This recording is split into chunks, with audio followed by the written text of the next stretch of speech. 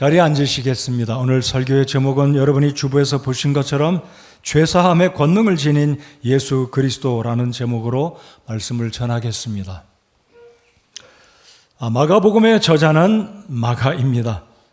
마가복음은 이 공관복음이라고 부르는 마태, 마가, 누가 세 복음의 이 복음서 가운데서 가장 짧은 복음서입니다. 그러나 굉장히 파워풀하고 단순 명료하고 오늘 설교 결론에도 제가 말씀을 드리겠지만 1장 1절 한번 다 같이 보실까요? 한 장을 넘기시면 이 마가복음 1장 1절입니다. 우리 같이 한번 읽어보겠습니다. 시작. 하나님의 아들 예수 그리스도의 복음의 시작이라. 여러분 뭘 느끼십니까? 여러분 마태복음 서론 다윗의 자손 예수 그리스도의 세계라 이렇게 시작하지 않습니까? 요한복음과 누가복음 또한 서론이 나름대로 상당히 깁니다. 이 마가는 단도직입적으로 하나님의 이름으로 시작하고 하나님의 아들 예수 그리스도의 복음의 시작이라 라고 선포합니다. 사족이 없습니다. 직접 복음을 이야기하고 있습니다. 여러분, 복음은 좋은 소식입니다. 기쁜 소식입니다. 바로 이 복음은 온 세상의 죄를 담당하시고 죽으시고 부활하신 예수님 자체가 복음인 줄 믿습니다. 오늘날 이 시대에도 복음은 여전히 증거되고 있고 사람들이 이 복음을 통해 구원받고 있기에 우리 하나님께 감사와 영광을 올려드립니다. 여러분 복음을 통해 구원받으셨습니까? 복음이 우리 삶에 굉장히 중요한 의미, 우리가 살아있는 이유 중에 하나다라고 믿습니다. 그래서 이 복음은 오늘 이 시대에도 누구든지 회개하고 복음을 믿기만 하면 즉시로 영원히 죄로부터 사망으로부터 구원받아 하나님의 자녀가 되어 영생을 얻는 축복을 얻게 합니다. 여러분 이 마가의 성격이 어떠했는지 전 잘 모르지만 제가 볼 때는 이 마가는 말을 빙빙 둘러대는 스타일이 아닌 것 같습니다. 다혈질적인지는 모르지만 열정이 있는 사람인 것은 분명한데요. 제가 1장을 보니까 즉시 곧바로 이 단어만 8번이 기록되어 있습니다. 그리고 2장에도 최소한 2번을 오늘 본문에서 발견합니다. 이 마가복음 전체에는 즉시 곧바로 이 단어만 40번 이상이 등장합니다. 그러니까 이 마가는 예수님이 행하시는 일들, 우리 예수님의 능력이 곧바로 우리의 삶 가운데 나타난다는 강력한 단어로 소개하고 있다라는 겁니다. 자, 이제 1장 12절, 13절 눈으로 봐주시면 마태나 누가나 요한과는 달리 우리 예수님의 공생애를 매우 간략하게 소개하고 있습니다. 12절, 13절을 보면 우리 예수님께서 하나님의 아들 되심을 공개적으로 나타내 보이는 침례식을 소개한 이후에 예수님께서 광야에 가셔서 40일 동안 금식하시고 사단에게 시험 받으셨던 장면을 2절로만 간략히 소개합니다. 마태복음 1장, 4장에 보면 쭉 그래도 길지 않습니까? 네, 마가는 2절로 예수님의 40일의 금식기도 사탄에게 시험받고 승리하신 장면을 2절로 소개를 끝마치고 그 다음 구절에 뭐라고 이야기하고 있습니까? 15절을 제가 읽겠습니다. 또다시 마가는 복음을 소개합니다. 이르시되 때가 찼고 하나님의 왕국이 가까이 왔으니 너희는 회개하고 복음을 믿어라. 회개하고 복음을 믿으라라고 강력하게 독자들에게 권면하고 있다라는 것입니다. 여러분 마가는 복음의 핵심이자 성경 전체의 중심이 되는 메시지 바로 예수님을 소개하고 있고 1장과 2장에서는 우리 예수님의 공생애가 어떻게 시작되는지 소개합니다. 1장은 예수님의 공생애가 시작되는 장면, 특별히 이 가버나움을 중심으로 예수님의 사역이 어떻게 시작되는지 소개하고 있습니다. 저는 개인적으로 1장에서의 이 예수님의 병 고치는 사건, 악한 영과 마귀 들려서 고통당하는 자들을 치유하는 장면을 소개하시고 나서 2장에서 정점을 찍는 것과 같은 사건이 뭐냐면 바로 오늘 설교의 제목 마가복음 2장의 이 바로 10절 사람의 아들이 땅에서 죄들을 용서하는 권능을 가진 줄을 너희가 알게 하려 하노라. 이게 바로 마가가 이 마가복음 서두에 이 마가복음을 읽게 되는 모든 독자들에게, 그리고 당시에 가버나움에서 수많은 군중들이 우리 예수님으로부터 복음을 들었던 그 당시의 핵심을 이야기하고 있기를, 하나님의 아들이신 예수님은 죄들을 용서하는 권능을 가지신 분이다라는 것을 너희가 알게 하려 함이다 라고 강력한 메시지를 선포하고 있다라는 겁니다. 여러분, 여쭤보겠습니다. 오늘 이 시대에 누가 사람의 죄들을 용서하는 권능이 있습니까? 미국의 대통령인가요? 천주교의 교황인가요? 목사들인가요? 저희들은 소개를 할 뿐이고, 정작 죄들을 용서하는 권능을 지닌 분은 우리 예수님이신 줄 믿으시면 아멘 하십시다. 여러분, 예수님 믿고 구원받으셨습니까? 여전히 우리가 외치고 증거해야 될 분은 예수 그리스도, 복음의 핵심이요 복음 자체이신 예수님이다라는 것입니다. 자, 그래서 이 마가복음 1장, 2장은 예수님의 공생의 사역을 우리 예수님께서 나사렛을 떠나 가버나움에 이르르셔서 이제 복음을 시작하는 공생의 시작이 시작되고 있는 모습을 보게 됩니다. 자, 지도를 보시면 이 나사렛은 이 갈릴리 호수의 서남쪽, 우리가 잘 아는 예수님의 고향 목수의 아들로 유년 시절을 보내셨다가 30이 되셨을 때 드디어 나사렛을 떠나시고 북쪽으로 올라가시면 화살표 두 번째가 당도한 지역이 가나입니다. 잘 기억하시죠? 요한복음 2장에 가나의 혼인잔치에 우리 예수님께서 물로 포도주를 만들어 기적을 일으키신 바로 하나님의 아들 되시는 기적을 보여주시면서 공생애를 멋지게 시작하십니다. 그리고 예수님이 이제 사역에 시작하시는 부분은 가버나움에서 시작하십니다. 여러분, 우리 예수님의 3년 반의 공생애 사역의 대부분의 사역, 귀한 기적의 사건들, 놀라운 말씀을 가르친 사건은 가버나움, 그리고 가버나움에서 조금 내려오면 산상수훈을 가르치셨던 그 산이 바로 가버나움 주변, 바로 이 가버나움은 예수님의 사역의 놀라운 핵심, 선교 센터와 같은 곳이었다. 그리고 예수님의 제자들 또한 이 가버나움에서 많이 부르셔서 1장에 보면 베드로, 안드레 이와 같은 예수님의 첫 수제자들이 예수님의 초기 사역에 부름받는 장면을 마가복음 1장에서 보실 수가 있겠습니다. 자, 그러면 가버나움이란 뜻이 무엇인지 말씀을 드려보겠습니다. 가버나움 두 글자의 합성어인데요. 이 가버라는 말은 카르파, 마을이다라는 뜻이 있고요. 나움 또는 나훔 많이 들어보셨죠? 구약 성경의 나훔서, 그래서 나움 또는 나훔이라는 뜻은 위로라는 뜻입니다. 그러면 두 단어를 합치면 위로의 마을이라는 뜻입니다. 카르파나움, 가버나움. 위로의 마을에 우리 주님께서 복음을 전하시고 병자들을 치료하신 것은 우연이 아니다라고 생각해 봅니다. 자, 아무튼 이 가버나움에 회당이 있었습니다. 회당의 사진을 한번 보실까요?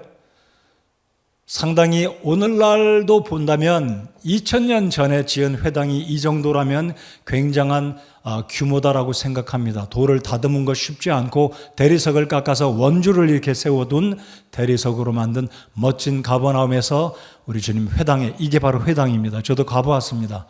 회당에서 주님이 말씀을 전하신 바로 그 장면인데요. 많이 허물어졌습니다. 그 다음 사진을 보시면, 자, 오른쪽에 보면 조그맣게 팻말이 대리석으로 검은색으로 글자가 써 있는데 뭐라고 써 있냐면요, 4세기 후반경에 예수님이 설교하셨던 그 가버나움 회당의 기초 위에 새로 지은 회당이다라는 문구가 소개되어 있습니다. 그리고 아래, 맨 기단 아래 보면 화강암으로 쌓았던 예수님 당시에 그 가버나움 회당의 기초석 위에 허물어졌기에 다시 시간이 수백 년 흐른 후에 다시 하얀 대리석으로, 그래서 하얀 회당이다라는 이름으로 지어졌지만 2000년이 흐르면서 역시 중간에 또 훼손이 되어서 무너진 모습을 봅니다. 그 다음 사진 한번 보여주시면,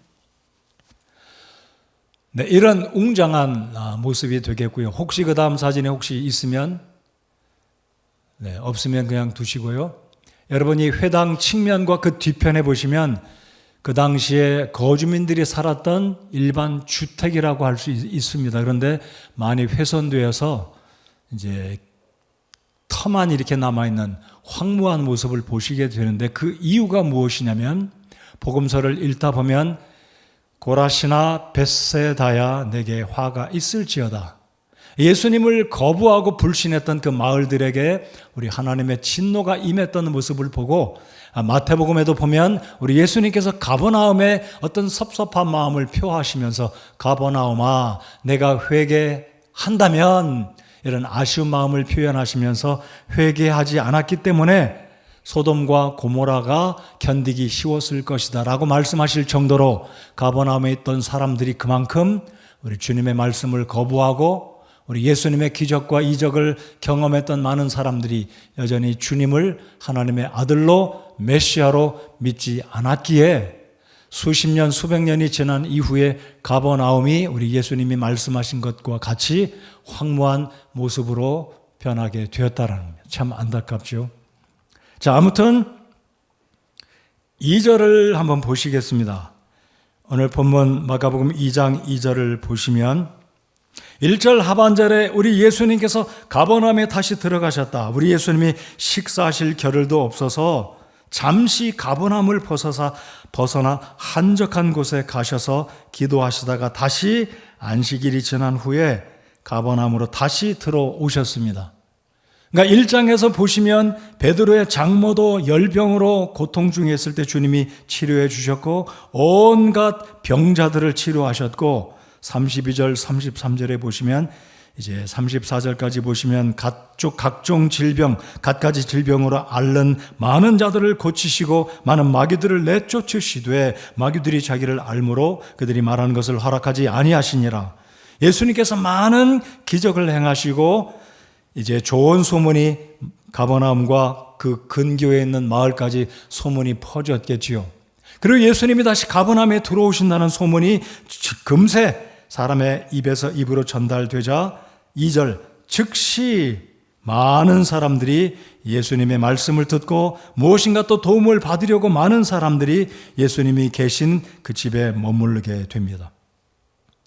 성경에는 언급이 없지만 학자들이 말하기를 근거가 있는지는 잘 모르겠습니다. 이 집이 예수님의 집일 것이다 라고 학자들이 말합니다. 근거는 없습니다. 그리고 또 다른 학자의 말을 빌리면 예수님이 머무셨던 이 집은 고고학자들의 어떤 연구에 의하면 50여 명은 머물 수 있는 사이즈의 집이었다. 아까 제가 황무한 무더기의 그 모습을 보여드렸지만 또 다른 사진을 제가 보여드릴까 하다가 보여드리지는 않았는데요. 베드로의 장모의 집도 발견이 됐고 그 집 위에 베드로의 어떤 기념을 하는 베드로 기념 예배당도 가버나움에 가면 오늘날 보실 수가 있겠습니다. 그래서 아무튼 예수님의 소식을 들었던 많은 군중들이 예수님이 머무신 그 집에 모여들었는데 안과 밖으로 문전성시를 이루었습니다. 수많은 사람들이 모여들은 거죠. 자, 그런데 드디어 오늘 성경 이 마가복음 2장에 등장하는 핵심 인물 중에 한 사람인 이 마비병, 중풍병으로 인한 팔시, 이 중풍병 환자가 수족을 쓰지 못하는 환자가 들것에 실려 오게 되는데 안타깝게도 이미 예수님이 계신 그 집 안과 문 밖에는 많은 사람이 있기 때문에 이 환자가 들어갈 틈이 없던 것입니다. 4절을 보시겠습니다. 그들이 밀려드는 무리로 여전히 4절을 보시면 여전히 사람들이 밀려들고 있는 상황입니다. 무리로 인해 그분께 가까이 갈 수 없으므로 그분께서 계신 곳에 지붕을 벗기고 부순 뒤 마비병 환자가 누운 자리를 달아내리거늘. 아마 오늘 본문 마가복음 2장의 사건은 여러분이 많이 읽으셨고 많은 설교자들이 설교를 했을 것입니다. 자, 오늘 제가 이 말씀을 통해 강조하고 싶은 것은 믿음도 아니고 죄 용서받은 것보다도 병이 나은 것보다도 오늘 설교 제목처럼 2장 10절입니다. 10절을 다시 한번 눈으로 보시기 바랍니다. 한 장을 넘겨서 10절. 그러나 사람의 아들이 땅에서 죄들을 용서하는 권능을 가진 줄을 너희가 알게 하려 하노라. 마가복음의 저자는 지금서부터 2000년 전, 최소 2000년 조금 안 되지만은요, 1세기가 채 지나기 전에 30년이 좀 지나고 주후 50년, 60년 그 사이에 이 복음서를 기록하면서 너희가 알게 하려 하노라. 뿐만 아니라 오늘 이 시대에, 오늘 이 아침에도 이 본문을 읽고 있는 저와 여러분, 이 설교를 듣고 있는 여러분에게도 마가는 우리에게 상기시켜주고 있는 놀라운 사실이 있습니다. 그것은 오늘도 살아계신 예수님 한 분만이 모든 사람들의 죄들을 용서할 수 있는 권능을 지닌 유일하신 하나님의 아들, 저와 여러분의 그리스도, 우리의 메시아 구주라는 사실입니다. 이 사실을 꼭 기억하시고, 아직까지 죄들로 인해서 마음에 무거운 짐을 지고 고통 중에 불안 가운데 있으시다면 내 죄를, 우리의 죄들을 용서하시는 하나님의 아들 예수님만이 우리의 죄를 용서하시는 유일한 구세주라는 사실을 믿고 확신하시고 주님 앞에 나오시기 바랍니다. 자, 이제 이 상황이 어떻게 전개되는지 상상을 한번 우리 같이 해 보시겠습니다. 수많은 사람이 모여있는 이 문 안쪽과 문 밖에 여전히 사람들이 밀려들고 있습니다. 자, 그런데 이 4명의 사람들이 집주인을 찾아 이러하니 우리로 하여금 지붕을 뜯게 허락해 주십시오라고 물었을까요? 그 가능성은 희박하다라고 저는 봅니다. 왜냐하면 주인이 허락할 리가 만무겠지요. 자, 이 집이 예수님이 소유한 집이라고 하지만 근거는 잘 모르겠습니다. 자, 우리 상상을 해보겠습니다. 예수님이 지금 방 안에 집안에 서 계셨는지 앉아서 말씀을 전하셨는지 모르지만 갑자기 천정에서 흙더미가 쏟아집니다. 먼지가 방 안에 가득합니다. 예수님의 머리 위에, 어깨 위에 아마 예수님이 잠시 설교하시던 그 자리를 옮겨 가셨겠지요. 난리가 났습니다. 여러분이 집주인이라면 너희들 잘했다. 그래, 내 집은 괜찮아. 환자를 치료해야지. 이런 심정으로 용납했을까요? 예수님의 발 앞에 있던 수많은 사람들이 복음을 들을 때 당신이 뭐길래, 아니 이 중요한 순간에 당신들이 뭐길래 이 순간을 이렇게 망가뜨려 놓느냐라고 아마 일가를 던지지 않았을까요? 화를 내고 아마 감정적으로 굉장히 아마 상한 마음으로 이들을 책망했을 것입니다. 자, 어쨌든지 간에 예수님의 이 본문의 말씀을 보면 예수님은 책망하셨다, 몹시 기분이 상하셨다, 그런 언급은 전혀 없으십니다. 자, 그런데 5절을 보면 예수님께서 그들의 믿음을 보시고 마비병 환자에게 이르시되 아들아 내 죄들을 용서받을지어다 하시니라. 자, 여러분 5절의 말씀을 볼 것 같으면 이 예수님의 심정은 어떠하셨을까요? 예수님이 화내셨다, 감정이 상하셨다, 복음을 증거하는 중요한 시간에, 아니 감히 내가 설교하고 있는 이 시간에 너희들이 누구길래 방해하느냐, 이런 분위기는 아닌 것 같습니다.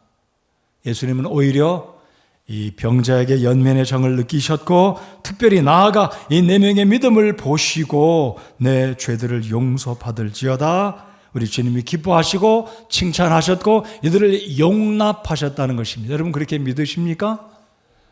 네. 자, 그러면 대조적으로 또 한 그룹의 사람들이 있습니다. 6절 오늘 본문에 보시면 그러나가 2번 나옵니다. 하나는 부정적의 그러나요, 또 하나는 긍정적의 그러나입니다. 자, 2번째 그러나는 잠시 보시겠고요. 자, 6절을 눈으로 보시기 바랍니다. 그러나 서기관들 중에 어떤 자들이 거기 앉아서 마음속으로 따져보며 이르되, 자, 이들이 앉았습니다. 앉았다는 것 잘 보아야 됩니다. 자, 4사람은 어땠습니까? 어디에서부터, 얼마나 먼 거리에서부터 이 환자를 침상에 들것에 실어서 왔는지 모르겠지만 수고가 적지 않았을 것입니다. 지붕으로 올라가는 것, 수고가 많았을 겁니다. 이 4사람은 앉아서 말하기를, 속으로 이르기를 따지고 예수님께 따지는 사람들이었습니다. 여러분, 따진다는 건 그렇게 좋은 의미가 아니지 않습니까? 어르신들이, 선생님이 누군가 말씀을 하시면 따지고 대들면 칭찬받지 못합니다. 여기 있는 서기관들은 일어서서 일하고 불쌍한 환자를 도운 게 아니라 아마 팔짱을 끼지 않았을까. 335 서기관들이 모여서 자기들끼리 같은 계층의 고위 계층의 사람들이니까 소문은 들었고 예수님이 누구라는 소문을 듣고 왔는데, 이 서기관들 중에 6절을 잘 보십시오. 서기관들 중에 어떤 자들이, 그러니까 분명히 혼자서 잃은 것이 아니라 2사람 3사람 이상의 서기관들이 그들 마음속으로 이르기를, 이 사람이 어찌하여 이렇게 신성모독하는 말을 하느냐.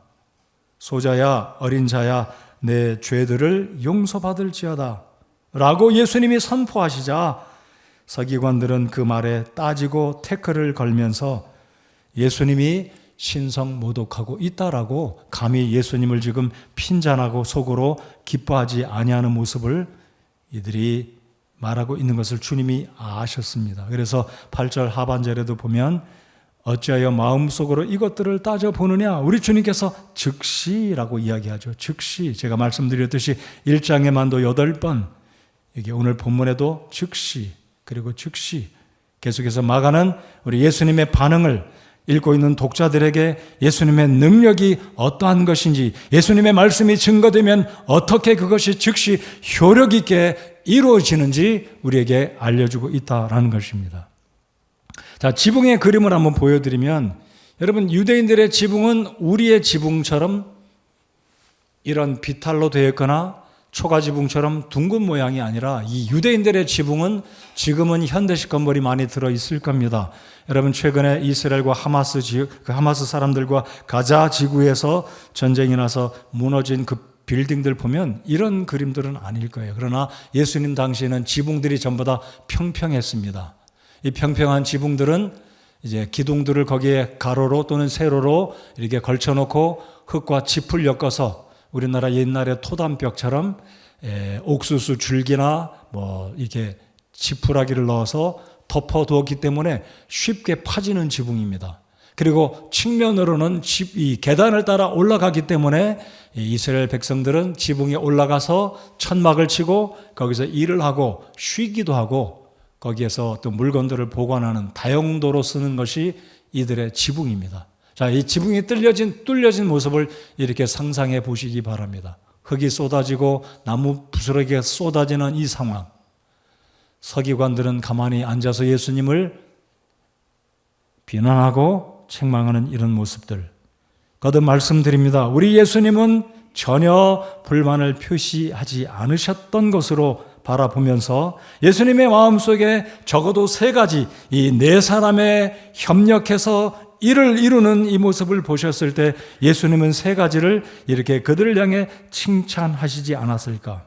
아니, 적어도 이 4사람의 믿음이 우리 주님께 인정받고 이 4사람의 친구들이 아니면 친척인지는 모르지만 이 불쌍한 가련한 이 마비병 환자, 반신불수 스스로 걷지도 못하는 가까스로 움직이는 이 어려운 이 사람을 이 4명의 이 친구들이 데려왔을 때 이들의 모습을 적어도 3가지로 우리가 볼 수 있다라는 것입니다. 첫 번째는 예수님은 이들의 믿음을 칭찬하셨는데 우리 주님께서 내가 데리고 가는 이 친구, 우리의 이웃, 이 사람은 분명히 주님 앞에 데리고만 가면 우리 주님께서 치료해 주실 것이라는 분명한 확신의 믿음이 있었다라는 것입니다. 두 번째는 친구를 향한 열정적인 사랑이 이 4사람의 마음속에는 있었다라는 겁니다. 그리고 이 4사람은 행동으로 그들의 사랑을 수고함으로 나타내 보였다라는 것.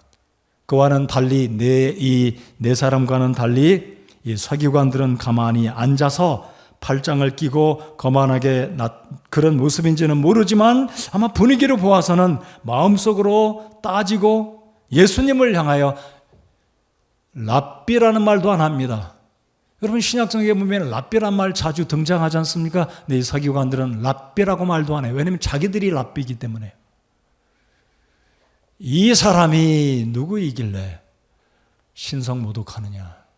자기가 무슨 권리로, 무슨 권한으로 이 사람의 죄들을 용서할 수 있느냐라고 쉽게 판단하고 우리 예수님을 무시하는, 자, 그럴 때 예수님은 이들의 모습을 정확히 아시고 이들의 생각까지 아시는 전지하신 주님이십니다. 전능하신 우리 예수님이시라는 것을 이 말씀을 통해 알 수가 있습니다. 예수님은 전지하시고 전능하신 우리 하나님이십니다. 그렇습니까?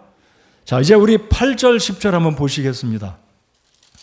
자, 8절부터 10절까지 조금 길지만 이 서기관들이 예수님을 마음속으로 판단하고 예수님을 공격하고 미워할 때 예수님은 그들의 속으로, 그들 생각의 의중을 다 아시고 8절로 10절까지 하신 말씀을 같이 읽겠습니다. 시작.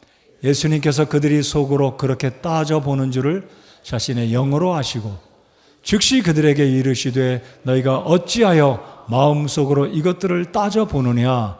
마비병 환자에게 내 죄들을 용서받을지어다 하고 말하는 것과 일어나 내 자리를 들고 걸어가라 하고 말하는 것 중에 어느 것이 더 쉬우냐. 그러나 사람의 아들이 땅에서 죄를 용서하는 권능을 가진 줄을 너희가 알게 하려 하노라 하시고 마비병 환자에게 이르시되, 자, 두 번째 그러나 도치 역전입니다.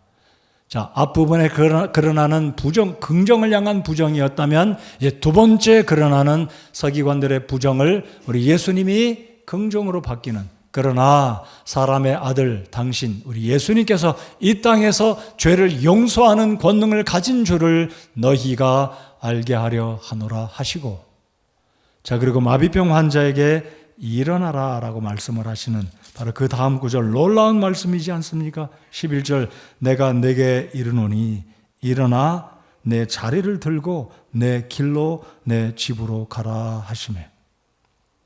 그리고 12절에 즉시라는 단어가 또 등장합니다. 그가 즉시 일어나. 여러분, 예수님의 말씀은 10초가 걸리지 않습니다. 1분도 걸리지 않습니다. 예수님 말씀하시면, 주님이 원하시면 금세, 금방, immediately, 즉시 효력 있게 우리의 삶의 축복으로 다가옴을 믿으시기 바랍니다. 즉시입니다. 즉시. 이와 같은 축복들이 저와 여러분의 삶 가운데 일어나는 이 경험이 있기를 간절히 소원합니다. 자, 이 죄인이, 이 환자가, 정말 무능력한 이 환자가, 한쪽을 쓰지 못하는 이 마비병 환자가 어렵게 왔다가 우리 예수님의 은혜를 힘입었습니다. 그것도 본인의 믿음으로 시작된 축복이 아니었습니다. 놀랍지 않습니까? 친구들의 믿음으로. 네, 나중에는 이 친구도, 이 본인도 예수님의 말씀을 믿고 순종하는 장면을 봅니다. 우리 예수님께서 10절에 그렇게 말씀하셨을 때 일어나 내 자리를 들고 일어나 걸어가라. 주님이 명령하실 때 이 환자 또한 예수님 말씀을 믿고 일어나 들 것을 들고 걸어가게 되는, 믿음으로 예수님의 말씀을 믿고 일어날 때 병이 고침받고 죄들이 용서받았다라고 저는 믿습니다. 본인 자신도, 자, 그러므로 우리가 기억해야 될 것은 이 환자의 병은 4명의 친구들로 구원받았습니다. 근데 예수님은 죄들을 용서하는 권능이 있음을 보여주시기 위해서 먼저 단도직입적으로 작은 자야, 소자야, 내 죄들이 용서받았다라고 말씀을 하십니다. 신기하지 않습니까? 다른 사람 4명의 믿음으로 이 사람이 구원받았습니다. 그러나 나중에는 이 환자 자신 또한 예수님의 말씀을 듣고 행동으로 옮기는 믿음이 있었기에 죄 용서받고 병들이 치료되었다라고 믿습니다. 여러분, 잠시 이 시간에 서기관들은 어떤 사람들이었는지 말씀을 드려볼 때 이 본문의 정황이 더 우리의 마음속에 깊이 감동 있게 다가와 지리라고 믿습니다. 여러분, 예수님 시대의 서기관들은 복음서에 아주 자주 등장합니다. 자, 그렇다면 이 서기관은 누구일까요? 서기관. 말씀을 기록하는 서기. 쉽게 말씀드리면 서기인데, 신약 성경에 자주 등장하는 단어로 말씀을 드리면 이들이 곧 율법학자입니다. 이들을 가리켜서 율법사라고 부릅니다. 당시 이 율법사 또는 율법학자 서기관들은 예수님 당시에 매우 높은 지위를 가진 사람들이었습니다. 종교적으로는 바로 이들이 바리새인이었습니다. 여러분, 복음서에 바리새인과 사두개인들, 제사장들, 대제사장 얼마나 자주 출연합니까? 그런데 예수님은 거의 바리새인과 사두개인들, 서기관들을 칭찬하시지 않으셨습니다. 문제가 무엇이겠습니까? 여러분, 로마 제국이 통치하던 당시에 유대인들 약 70명으로 구성된 유대인 자치 의결 기관이 있었는데 그것을 가리켜서 성경은 공회다 또는 산헤드린이다라고 말합니다.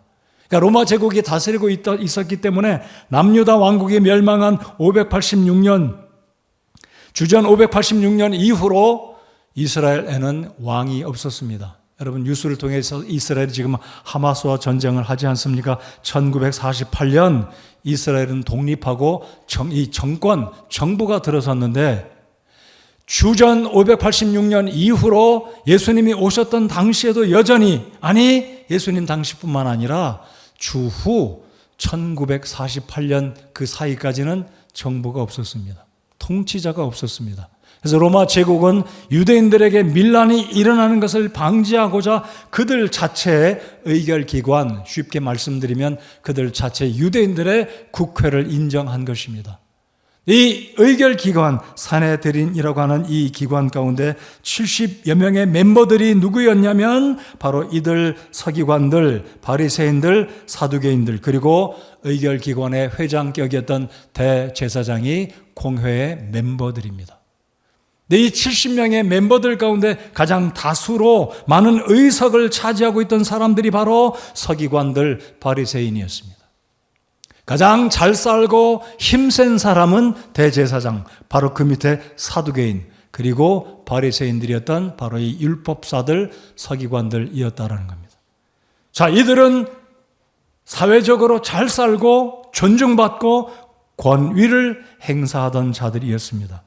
구약시대에 보면 우리가 잘 아는 에스라가 제사장 겸 학사, 이 에스라가 바로 서기관이었습니다. 근데 에스라 같은 인물은 하나님께 쓰임받은 백성들을 사랑하는 충성된 하나님의 사람들이었습니다. 그러나 신약시대를 맞이했던 이 서기관들은 외식과 가식적인 부분으로 종교적인 어떤 모습으로 치우쳐져서 우리 주님께 칭찬 듣지 못했던 이런 당시의 세속적인 성경학자, 계급을 지녔던 율법주의와 형식주의에 치우쳤던 율법의 근본 정신과 하나님의 순수한 말씀으로부터는 동떨어진 자들이 바로 이 서기관들이었다라는 겁니다. 쉽게 말씀드리면 이들이 오늘날로 표현하면 성경학자들, 신학자들, 목회자들, 설교자들이었겠죠. 그러나 이들이 정작 예수님을 알아봐야 되겠고 마가복음 1장에서 이 마가가 기록했듯이 예수님께서 요단강에서 침례를 받으시는 장면을 이들이 보았을 것이고 최소한 소문으로, 풍문으로 예수님이 나사렛 출신이자 목수의 아들이 침례를 받았을 때 하늘에서 성부 하나님의 음성이 있기를 이는 내 사랑하는 아들이요라는 음성을 들었을 것인데 여전히 이들은 말하기를 이 사람이 누구관데 죄들을 용서할 수 있느냐, 이 자가 누구관데 따지면서 3번씩이나 따졌다라는 말이 기록되어 있습니다. 이 사건을 통해서 우리가 알아야 될 것은 예수 그리스도 사람의 아들이신 우리 주 예수님은 분명히 유일하신 온 세상의 사람들의 죄들을 용서하는 우리의 구주가 되신다라는 사실입니다. 이 말씀을 들으시는 여러분 가운데 혹시 내 죄가, 내가 지은 죄들, 허물들이 용서받으려면 기독교가 용서하는 것이 아니라는 것, 사람이 용서하는 것이 아니라는 것, 나의 선행과 노력으로 내가 드리는 헌금으로 내 죄들이 용서될 수 없다는 것을 이해하시고 믿고 주님 앞에 나아오시기 바랍니다.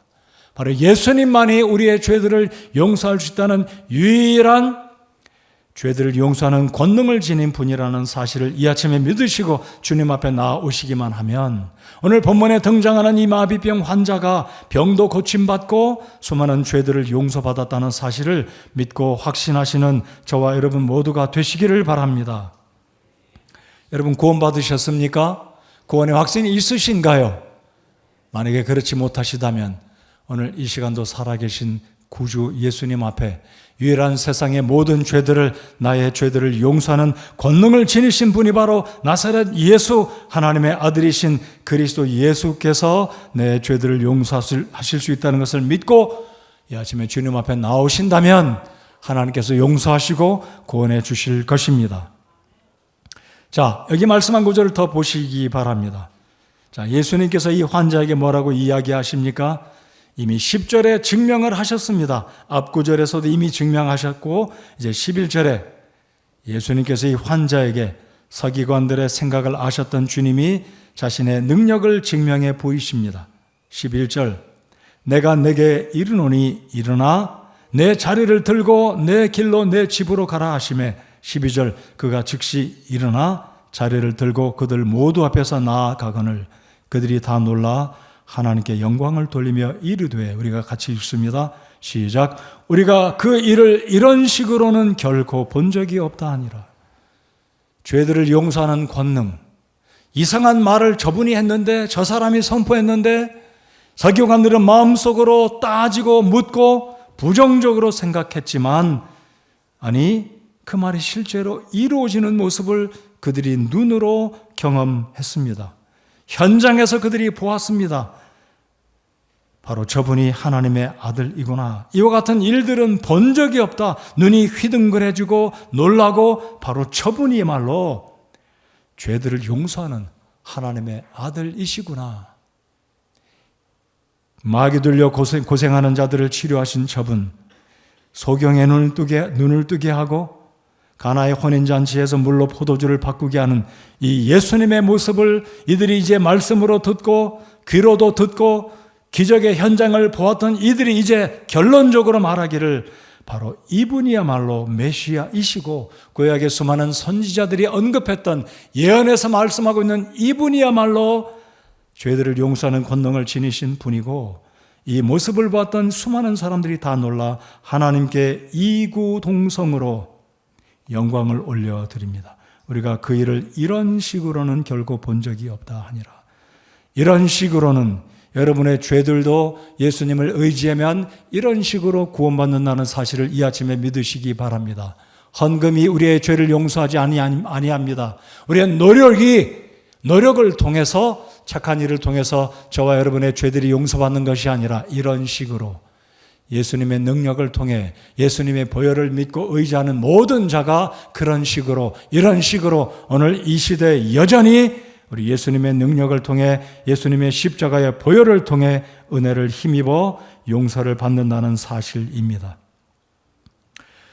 자, 예수님이 이 마가복음 2장 앞부분에서 이야기하신 이 말씀을 다시 한번 생각해 보고 싶습니다. 5절에 아들아 내 죄들을 용서받을지어다 하시니라. 자, 그러니까 이 마비병 환자의 병의 원인은 무엇 때문인 줄 알 수 있습니까? 죄 때문이다. 그것도 죄들 때문인 줄 본문을 통해서 알 수 있게 된다는 것입니다. 오늘날 암병이고 다리병이고 신경통이고 위장병이고 어떤 병이건 간에 모든 병들의 근본적인 원인은 아담과 하와의 죄 때문에 비롯된 병인 줄 우리가 압니다.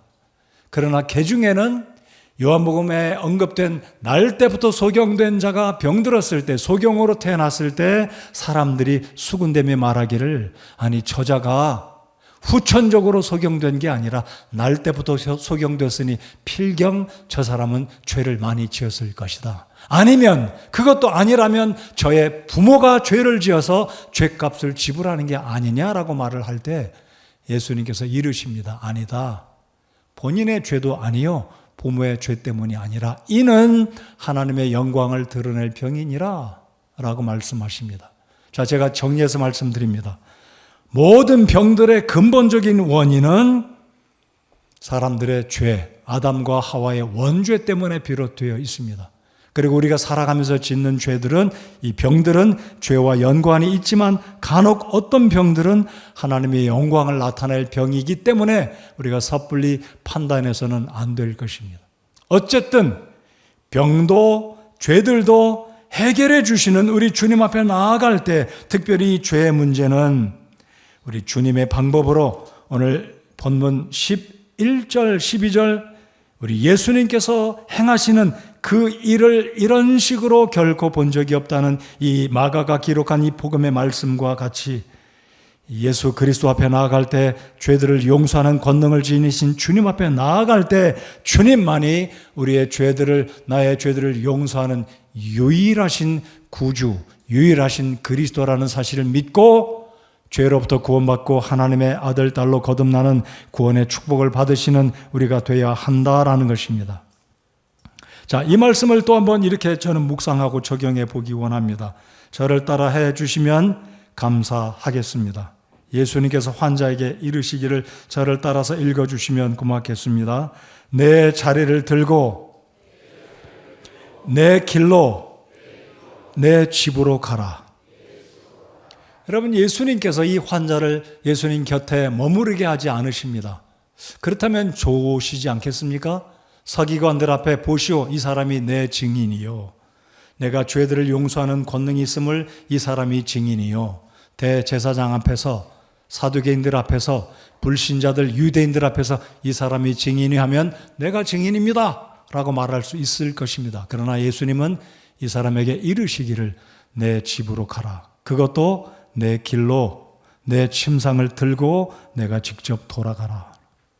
여러분, 이 사람이 어떻게 예수님 앞에 나왔습니까? 혼자 오지 못했습니다. 네 사람이 들것에 실어서 왔습니다.